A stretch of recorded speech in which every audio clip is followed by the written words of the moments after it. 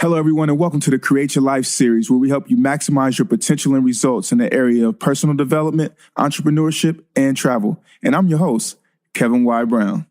Create your life. Crée ta propre vie. Create your life. 创造你的生活。 Create your life. Crea la tua vita. Create your life. Ontdek jouw leven. You better create your life. Create your life. Create la vie. Create your life. Create your life.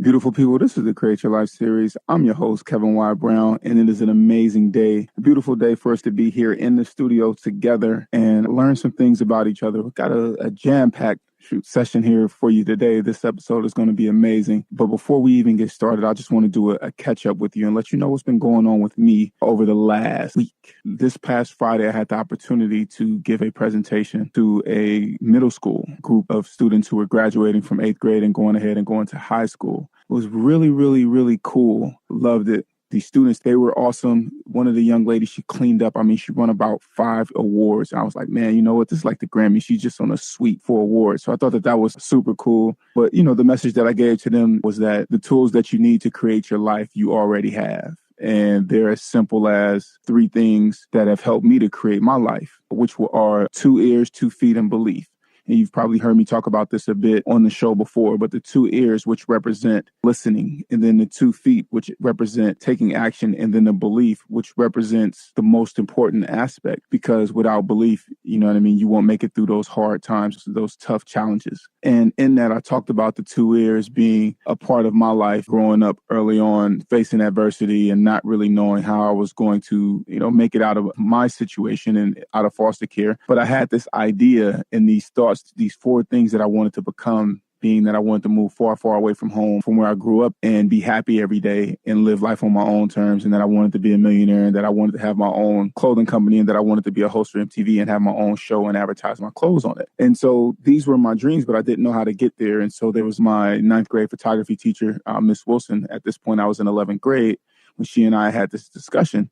And she's the one who really sat down with me and taught me how to fill out college scholarships, college applications, the FAFSA form, and all of these things. And that's what helped me. Listening to her and then taking action upon the words that she was teaching me are the things and the tools that helped me to actually go ahead and make it out of Vallejo and go on to Atlanta to go to college.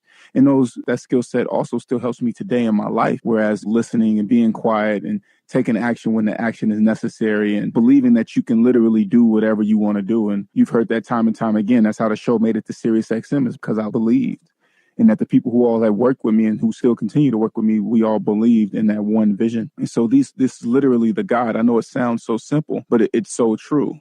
I really wanted to make sure that the students really got that and that they could take it away with them. In addition to having the opportunity to hear my presentation, they also had the opportunity to receive a copy of my book, the second book that I wrote, first one to be published, 10 Ways Anyone Can Graduate from College Debt-Free. Now, if you have been listening to the show, then you know that I actually did revise that book and made the 2.0 version sometime last year. And so they got a copy of the 2.0 version, which is attached to the online program that I created called Debt-Free College Academy, which is an online course that teaches parents and students how to graduate college for free. So I shut down Debt-Free College Academy a while back. And so it's something that I'm really considering rebooting. And it's something that I really, really want to make free for parents and students, especially those in lower economic communities, because I feel like it's information that we all need and that everyone needs in order to make sure that they can, once they graduate from college, they're not drowning in debt and that they can go on and create their best life without all of these hindrances upon them. So the students got a copy of the book, had the opportunity to speak with a lot of the parents there. And actually some of the parents came up to me and said, hey, aren't you the guy that I saw on TV? Which I thought was really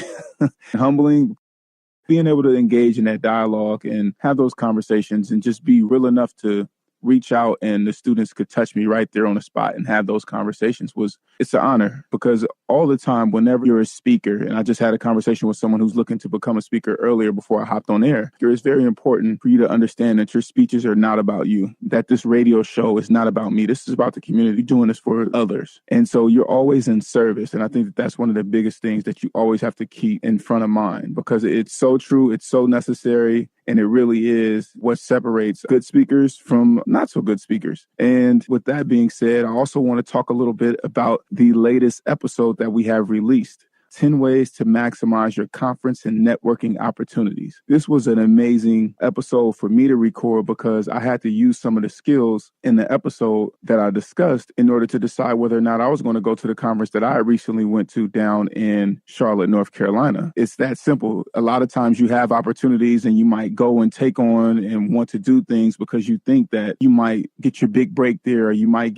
meet the person that could change your whole life there and things like that. But in reality, you have to take very highly calculated risks versus just jumping out. Sometimes great things do happen when you do that, but you don't want to become a professional conference attender or a professional networker where that's all that you do. And I think that it's very important for you to really understand that going and having those conversations and meeting people is great, but if you don't have a body of work or something for them to collaborate on with you, then what are you doing? And I think that that's one of the greatest things that I talked about in the book that I wrote about my interview with Matthew Knowles. Is one of his laws and keys to success is that you don't go and ask anyone for permission or what they think about your idea. You go to them when it's time for you to need help executing your idea, not to ask for permission to do your idea. Super important for us to definitely make sure that we're not asking for permission when we're doing things and we're attacking our goals and making things happen. You can go to createyourlifeseries.com or CYLSeries.com right now, and you can sign up with your email, and then you'll be able to get a downloadable copy of the book, The 10 Success Secrets That I Learned While Interviewing Beyonce's Dad. Something else that's huge, that's big on the horizon that I'm super, super excited to let you all know is that I actually just recently signed my biggest contract for speaking, and I'm super excited about it. And I think that one of the biggest things that we have to understand and that we need to take a time to understand about the process is that it's going to take a while. It took 10 months to execute this contract, 10 months of calling and emailing and sometimes not getting calls back and not getting emails back, 10 months of being super persistent. And now I'm going to be on one of the biggest stages ever. It's hard for me to top that stage from Australia with the 925 people from 25 different countries. That's going to be tough to outdo. But this is my biggest corporate opportunity yet, and I'm excited about it. So I can't wait. And this is going to be a professional development training for our new hires and also summer interns. So I'm super excited to go down there and do this full day training with this particular company.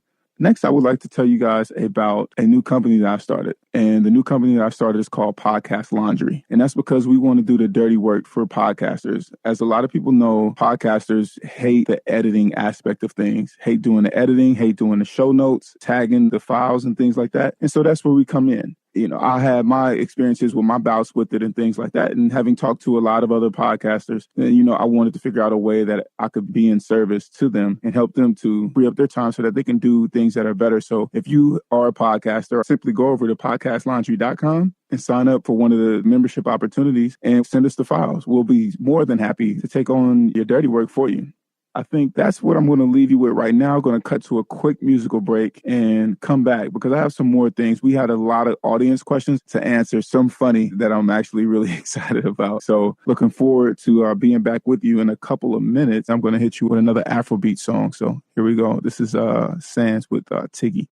It's Kevin Y. Brown. We are back. That was Tiggy by Sands. And actually, I just found out that he's from Swaziland. So wanted to put that out there, but definitely, always showing love to my people on the continent, with their music. So if you have music, if you're an artist, feel like your music sounds good, or some songs, some recommendations, then send them on over. We'll give them a listen and find out, how to Create Your Life series family feels about it. So let's jump right in. We got these audience questions. Wow. One of the first questions is what makes the Create Your Life series so amazing? And that is from Jennifer.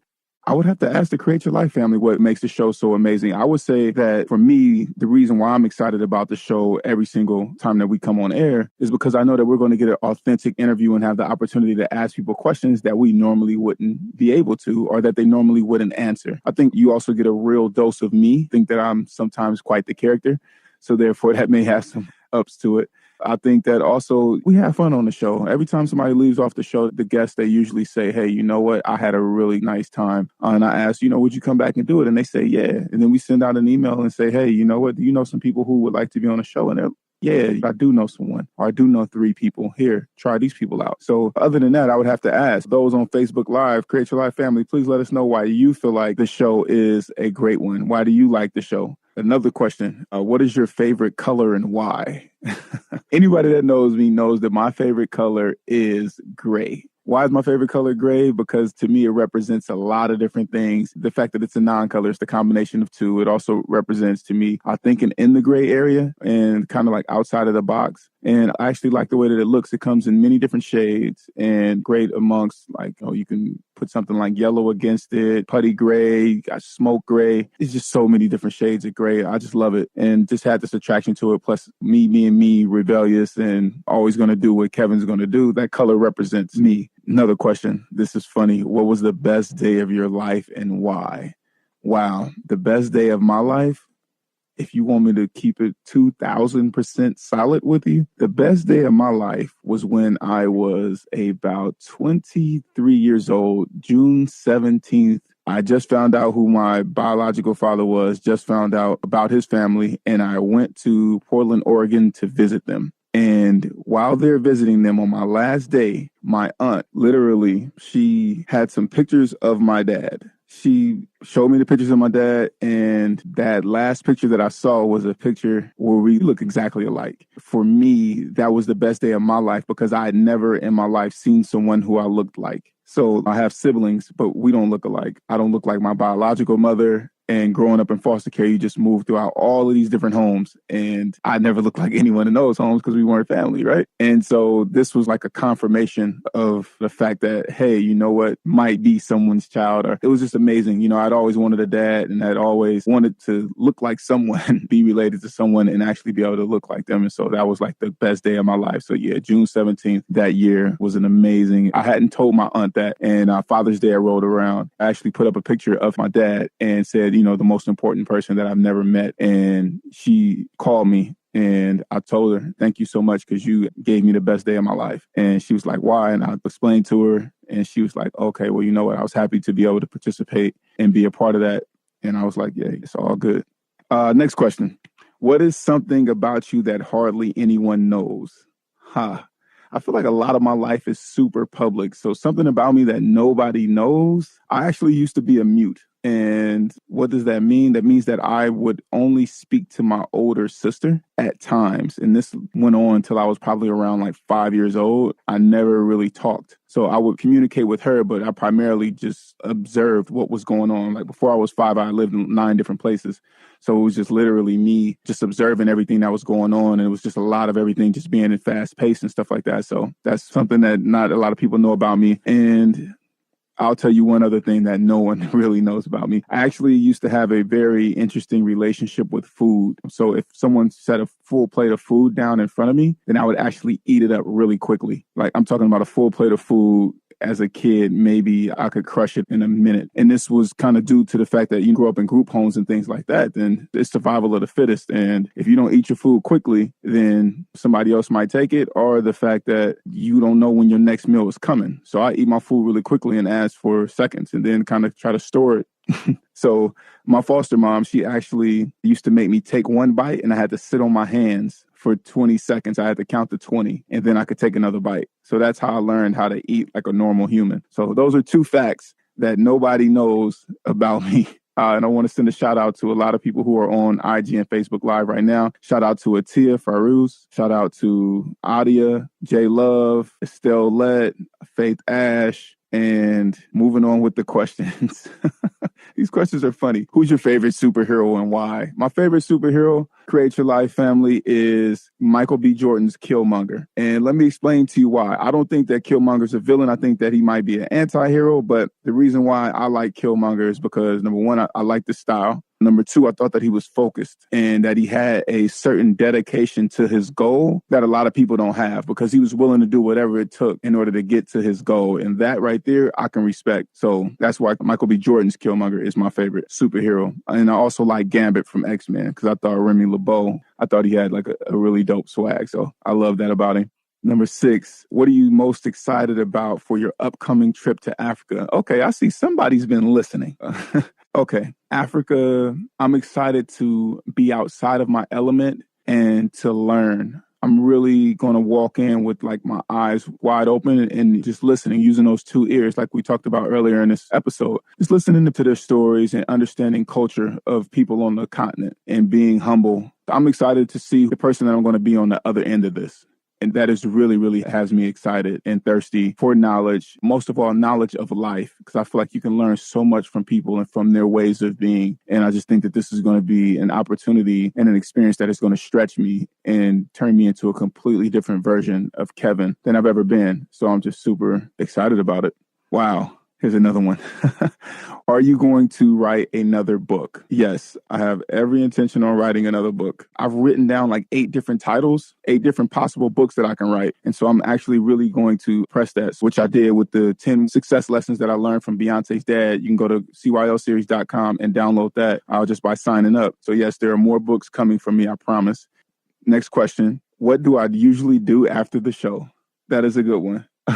Okay. After the show, I usually take the guest and I interview them again on camera. We have video content, and then I'll get the show off the archive, and then I'll usually take the guest out after the show, or I'll go home and start prepping for the show, for what's going to come out, and give an instruction to the audio engineers on how the show needs to be edited. So that's what usually takes place afterwards, but the night still goes on, and there's a lot of prep work and post work that needs to be done in order to make sure that the show and everything runs smoothly, because at this point right now, Create Your Life series works like a machine. Another question. How do I prepare for a speech? That is actually a really good question. Preparing to give a speech has a lot of different components to it. I would say for me, one of the biggest things that I do with a client is I actually have them fill out a questionnaire so I know exactly what it is they're looking for. And then from there, I create themes and stories that can wrap around, but I always want to make sure that there are tangible takeaways for the audience. And I always make sure that I start with my end goal. What is it that I want the audience to walk away with? And then from there, it's about practice and running through the speech. So I'll go somewhere that might have a ton of distractions and I'll practice in that environment. I don't do it as much now because I've been a professional speaker for about 7 years now, but I will definitely go somewhere that is high in distractions, and I will make sure that I can focus in and deliver my message within a specific time frame. But then what I'll do is I'll write out the speech word for word, go over it multiple times. And then from there, I'll actually do a arrow chart where I just write one point to the next point and then write out my transitions. And that's me basically making sure that I can recite the entire speech just by writing it line by line, but just moving through it. And that's just like a brief summary of me doing it. And then from there, I'll study it. Then I'll take a 20-minute nap, and then I'll wake back up and I'll get back into it. And then I just think through it. And then I'll get up and I start practicing my actions of what I'm going to do at each particular time. Doing a presentation, it's a performance, especially if it's a keynote. And you need to perform well, but the only way for you to perform well is to actually engage your audience. And in order for you to engage your audience, then you really, really have to have them involved and make sure that your presentation is about them. So that's a big thing that speakers oftentimes overlook, is that your presentation is never about you. A lot of time people go in with their ego. It's about me and it's about what I'm trying to accomplish. No, it's about giving people value so that they can walk away and do some amazing things. So with that being said, we are going to cut to a quick musical break. We're going to come back and we're also going to have Todd Wahnish on. He's going to talk about, and we're going to talk about doing the hard things and things that need to be accomplished, working on a presentation and making things happen. So beautiful people. We'll be back in a bit. Here we go with Whitney Houston. This is one I personally like. That's that I'm Every Woman. This episode is brought to you by Podcast Laundry, a podcast editing service that gives podcasters more time to be creative by handling the dirty work of editing and all of the behind-the-scenes work that podcasters hate. If you're a podcaster, check out our services and purchase a package today. Spend more time doing what you love and let Podcast Laundry do the dirty work for you. Visit podcastlaundry.com for more information.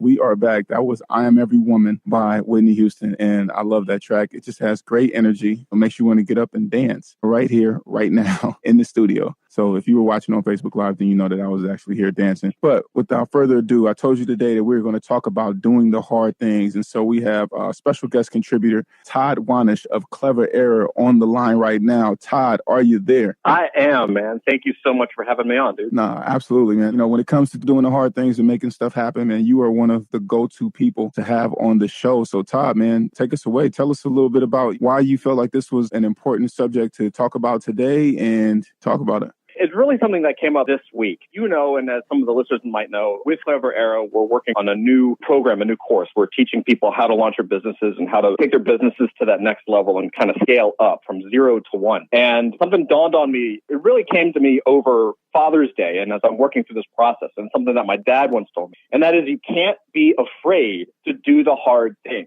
And he said, there's one piece of life advice that I could give you. It is to go out and do the hard things. And it took me a long time to understand what that actually means, right? When you're told something like that as a kid, you're like, okay, Dad, yeah, that sounds great. That sounds deep. Thanks. And then you kind of go back to doing whatever it was that you were doing. But as I've gotten older, especially becoming a father and then working on my business, and especially seeing what else is out there in the marketplace, you really begin to realize what that actually means. And what that actually means is that the difference between what an entrepreneur is, of that type of person, that entrepreneurial spirit, and pretty much everybody else, is that we wake up every day and we have the exact same fears that quote unquote regular people do. I still get butterflies in my stomach when I got to cold call a customer. Get butterflies in my stomach when I got to stand up in front of people and talk. All this kind of stuff. It's nothing different. There's nothing really that separates the entrepreneurial mind or the entrepreneurial person from the regular person. The only difference is that entrepreneur makes a conscious decision to stand up and wake up every morning and say, today, I am going to do the hard things. Because if it was easy, everybody would do it, right?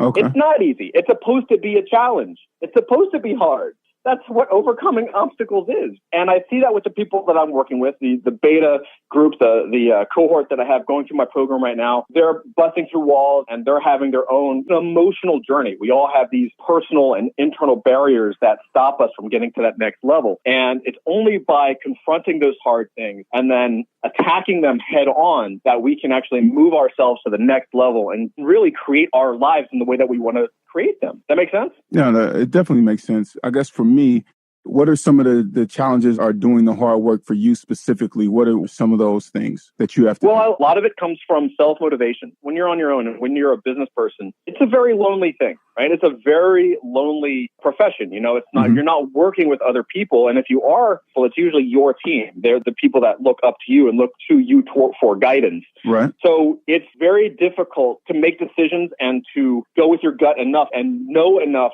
to be confident in that decision, and that wherever the chips may fall, that result is something that you have to live with, right? It's confidence perspective. It's a mindset. So one of the big challenges, one of the hard things that we have to do is, you know, I have to wake up every morning. And again, I don't have a boss. It's just me. And I could just as easily wake up late, right?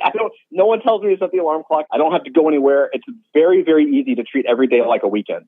But if you do that, you're dead. You're gone. Just forget about it.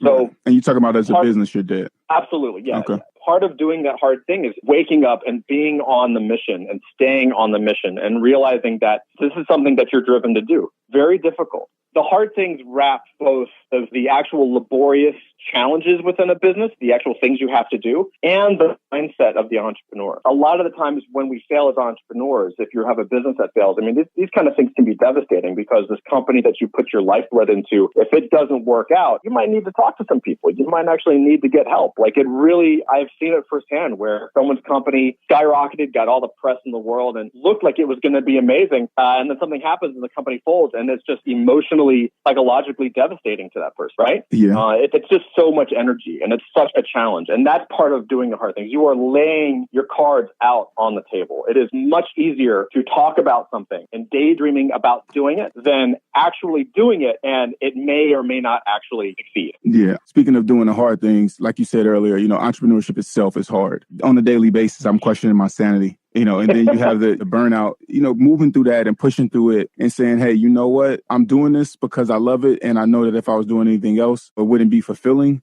Yeah, it's hard. It makes you question your sanity, and it makes you question whether or not you should have been taking another route similar to friends or something like that. And then at the end of the day, it also makes you understand that, you know what, I am this unique individual and I'm doing this because I have to follow my heart and my dreams and stick to my word. Really quickly, I want to give a shout out to Lakeisha Ogletree and James Crawford, who are here on Facebook Live. And James Crawford, he said, yeah, especially in NYC, it's tough to be an entrepreneur. I think that prime example, us recently launching Podcast Laundry. So we wanted to help podcasters doing the hard work. That was hard, going out and literally asking people, hey, what is it that's taking you the longest time? All these different things, asking these complete strangers. Man, what are some of the other things that are hard for you, Todd, specifically, that you have to push through? I'll wrap this up and I'll give you a little way that I work around it as well. Because it wouldn't be Create Your Life if we were just, this is the thing that sucks, and then we just leave it as that. Absolutely. So it's good to have a solution to it too. And both the solution and the problem are wrapped up in what I consider to be the definition of entrepreneurship. And the definition that I use as to what an entrepreneur is an entrepreneur is somebody that takes personal responsibility for somebody else's problem. I'm going to say that again because this is not in the dictionary, right? It should be. But an entrepreneur is somebody that takes personal responsibility for somebody else's problem. And what that means is that it's not about you. It's about your customer. It's about your client. It's about everybody else, not you. So part of the doing the hard work, the doing of the hard thing is realizing that your dream, your success is wrapped up in other people's success. It's not about you. One of the big catastrophic emotional problems that can happen is when you have a founding team or a founder who builds a business because they want to build a business and they want to build this business. And they put all their blood, sweat, and tears into building whatever it is that they want to build. And then when it doesn't work out, it's a personal attack. They take it very, very personally because it started from a personal place. That make sense? No, absolutely. You know, vanity metrics, right? It's all about you versus all about the customer, which is how people take L's from the business standpoint anyway. Keep going. I'm sorry. Right, exactly right. And this is where the solution comes in. So the problem is when you think about you and you don't actually think about the true definition of entrepreneurship, it doesn't matter what your business is, you are solving somebody else's problem. You've already, technically by having a business, you've solved the problem for yourself, right? If you had that problem and you built a business to solve that problem, you don't have that problem anymore. So it's not about you even from the start, right? You've done it. You fixed it. You take that responsibility when you say, okay, I'm going to bring this to market and I'm going to serve other people. And one of the other gems that I'm still formulating it, to be quite honest, but if you look at people who've created just incredible businesses like the Walt Disneys, right? If you look at WWE or Marvel Entertainment, you as the entrepreneur, you're creating your own universe, right? You're creating your own universe. And your job specifically is to create superheroes. And what I mean by that is that people are coming to you and you are taking responsibility for their problem. You show them the solution or you provide the solution to them. And therefore, they become evangelists. They become superheroes who now have not only squashed their problem, right?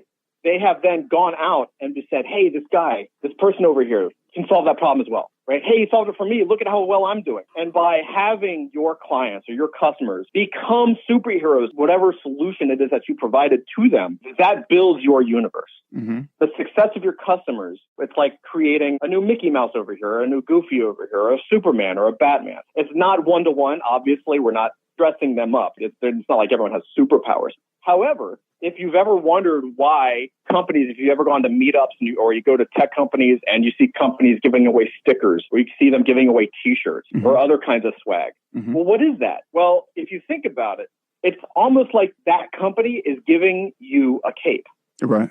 They are giving you the costume that happens to have their logo or their insignia on it. And for your customers, your clients, the people who succeed because you showed them the way to success, they're joining your team. They're joining your supergroup.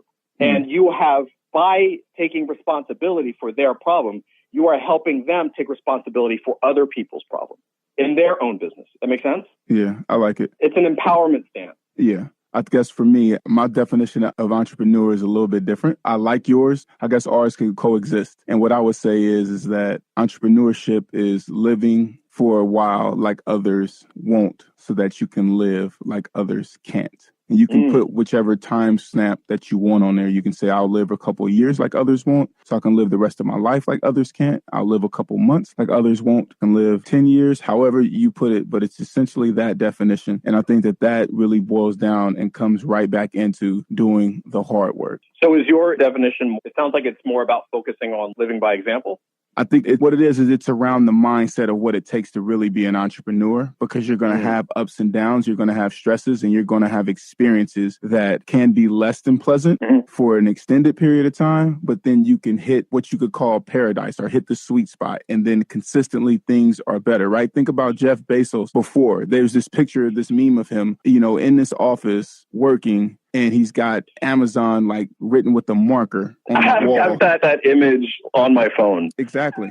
And so just think about that. He started out, he was living like others won't. And now he's living like others can't. Right. Because he was willing to do the hard work and willing to do the stuff that was unpopular. And so when you say entrepreneur, that to me, the realest definition of it, but needless to say, why our 2 points can coexist is because you said that you have to take on someone else's problem. And what does Amazon do? They solve problems. Oh, you know what? It takes too long for me to order something, that's being sold in Chicago for it to get to California, or from California to New York. And now you can get it in 2 days. So he's taking other people's problems. And so that's why it's so important as an entrepreneur to really understand that, hey, you know what? This is not about me. It's not called the Jeff Bezos company. It's not called Todd Wahnish's company. This show is not the Kevin Brown show, right? I'm just the host of it. And I think for me, a lot of times when I see people and they have the business and the business is their name, all I see is limits. I think it's also interesting too, man, is that you bring up another good point, which is when we talk about doing the hard thing and living how others can't and kind of showing the way.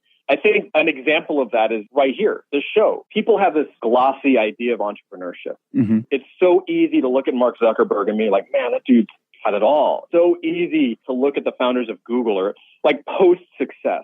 You can look at Bezos now. That dude looks jacked. He's got, $150 billion or something. Like, it's insane. It's so easy to look at that success and be like, oh, I can't do that. Or, man, if I could just have what that guy's got. And you never actually see the process. And I think part of doing the hard thing, especially what you're doing, right? Like this show, like you, by doing this type of show and telling people, being honest and transparent, and you're like, hey, everybody, this is what I'm doing this week. Well, this is what I'm working on. This is what we got to get better at. By putting that out there, you're showing people the journey. It's warts and all. Some of it's good and some of it's not good and some of it's going to get better and it's all across the map. But by being transparent and by being open, that is not easy. It is much easier to just stay tucked away, have your business blow up, get that first 7 figures and then come out and be like, hey, I got 7 figures. Here's how you do it. But by then you've already separated yourself from everybody else. People are looking at you like, man, it'd be easy if I had $1 million, I could spend $3,000 a month on advertising too. You know what I mean? But it's showing the way and being transparent about the journey and not stressing out about what will people think if this business fails, or what will people think if I'm public about what I'm working on, and if somebody takes my idea, like all this kind of stuff that people worry about. That's part of doing the hard thing, is saying, you know what, I'm just going to be out. I'm just going to be out there and show people what I'm working on. I've got an idea, and you know what I'm going to do? I'm going to tell people about the idea. And because I put myself against the wall by telling people that idea, maybe I'll actually get off my butt and do the idea. Yeah, there's this thing. I listened to this motivational tape by Steve Chandler. It's called 100 Ways to Motivate Yourself. And one of the first things that he says on there within the 100 ways is he says, show me a person who is concerned with how they look or how others observe them. I'll show you a person that you can beat every single time. That's right. And that is one of the truest statements. And, when you're speaking of doing the hard work, it's the stuff nobody wants to do this. When I gave that speech to those 8th graders, it was very interesting because when I talked about my biggest accomplishments, talk about being a host for MTV, talking about one of the top clothing companies here in New York, talk about getting the show on SiriusXM, talking about just closing my biggest speaking engagement deal to date. It has taken months. In every situation, in every one of these 4 things, it has been me calling almost every day and emailing consistently, even when I don't get a reply back. And what's funny is I'll take it a step further. When I wanted to go to college and I was in high school, I was in California on Pacific Standard Time, PST, and I was calling back to the East Coast in Atlanta. I would wake up at 6 o'clock in the morning so I can call at 9 o'clock on a dot to find out if I had got accepted to college. Sometimes I could get through, sometimes I couldn't, and I would have to go, wait until I got to school. But these were the things that I was doing. And so you talk about doing the hard work and doing the stuff that's not popular, man. It sucks. And you're kind of like, why am I calling these people? Why am I emailing these people? And then you get the opportunity for the speaking engagement 10 months later. Yep. I've been working on this for 10 months just to get to this point. But that's the way it works. I was fortunate enough to work at Marvel Entertainment years ago for a couple of years. And the way I got that job was through a conversation that I had with a friend 4 years before. Wow. One conversation. And I just dropped it. I was like, yeah, hey, man, if I got my own business, I would actually close. Hell, that was all do the hard thing. I'll tell you the story real quick. I had a animation studio, boutique animation studio. We were working with a lot of the musical acts, like hip hop acts. We were located in Brooklyn. We had clients. I had freelancers. Had a nice little studio space. Business was good, man. We were fine. And I told a friend of mine who had just at that time gotten a job at Marvel, I just in jest almost, as I came, he was telling me about it. He was like, yeah, man, I know you were a huge comic fan. I was like, yeah, dude, I love comics. I'm still a comic nerd. And he's like, yeah, I just wanted to tell you the good news. I was like, absolutely, man. That is congratulations. That's awesome. By the way, if you ever need an animation, something animated for Marvel, dude, I will do it for free. Right? I will do such a good job. And that was it. And we kind of laughed about it. And that was it. I didn't think twice about it. 4 years later, my business is bigger, right? It was still going strong. And he calls me up and he was like, hey, man, remember a long time ago when you told me you kind of wanted to do something? I was like, yeah. He was like, were you serious? I was like, of course, yeah. He's like, well, the thing is, it's like a full-time position. You'd have to shut down your business. And I was like, man, and that was part of doing the hard thing. I didn't need to shut my business down. I took a pay cut from going from your own boss with a business that's actually growing and turning off the lights. I cried that night when I had to turn the lights off to the studio and lock the door and hand in the keys. But I knew that for me to grow as a business owner, I had always worked for myself. I had never worked for another company. And I knew that there was only so much I could learn from books and kind of being on my own. I needed another mentorship session. And I was like, well, I'm going to just learn what I need to learn from Marvel. Why not? Can I do that? Yes, I did. Right. But it was very, very hard. That's part of doing the hard thing. Right? Yeah, that's what the sacrifice is about. And so Create Your Life family, that's the thing. Sorry. I know you're about to go on, man. We got 20 seconds. Keep going. Yeah, so we got 20 seconds. So Todd, man, I want to say thank you so much for being on the show here today. Absolutely, man. That's why I always have to call you. You're my first person to call. Todd is very passionate, man, and I love that about him. So Create Your Life family, want to say thank you for being with us. Continue to create your life, and we'll see you here next time. Beautiful people, if you enjoyed this episode of the Create Your Life series, be sure to download it from our podcast, which is available on createyourlifeseries.com, iTunes, Stitcher Radio, and Google Music. Also, be sure to leave a review of the podcast. You can catch us live on Sundays from 5:30 to 6:30 p.m. Eastern Standard Time via 90.3 FM in New York, or on Facebook Live at facebook.com/KevBrown1. We encourage you to participate in the conversation on Facebook or call in at 212-650-6903. Follow us on Instagram at CYLS Series and at Kevin Y. Brown. Be blessed, and we'll see you back here live next week. Create your life. Crée ta propre vie. Create your life. 创造你的生活。 Create your life. Crea la tua vita. Create your life. Unstick your liver. You better create your life. Create your life. Create your life. Create your life. Create your life.